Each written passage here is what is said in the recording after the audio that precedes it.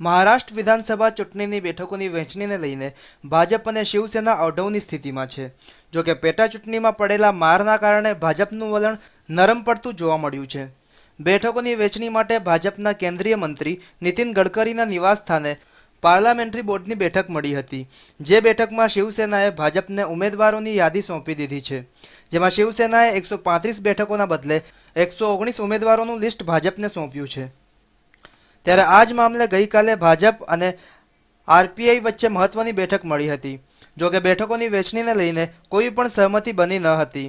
આ બેઠકમાં ભાજપના દિગ્ગજ નેતાઓ સહિત આરપીઆઈ અધ્યક્ષ રામદાસ અઠાવલે અને આરપીઆઈ सांसद राजीव भंडारी सहितना नेताओं हाजिर रहा था कि कई मुद्दे हैं और शिवसेना की तरफ से कई मुद्दे हैं, अलग अलग मुद्दे हैं लेकिन मुझे आशा है कि दोनों के जो मुद्दे सुलझ जाएगी और जल्द ही उसका कुछ ना कुछ हल निकलेगा। तो भाजपा की तरफ से हमारे दोनों नेताओं ने स्पष्ट किया कि हम महायुति रखना चाहते हैं, महायुति इंटैक्ट रहते चुनावों का सामना करे, इसीलिए सारी कोशिश भाजपा की तरफ से की जाएगी।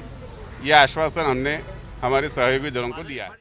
उल्लेखनीय है कि 15 ऑक्टोबरे महाराष्ट्र विधानसभाની ચૂંટણી યોજાવાની છે, ત્યારે ભાજપ અને શિવસેના વચ્ચે બેઠકોની વહેંચણીને લઈને ઘમાસાણ યથાવત છે।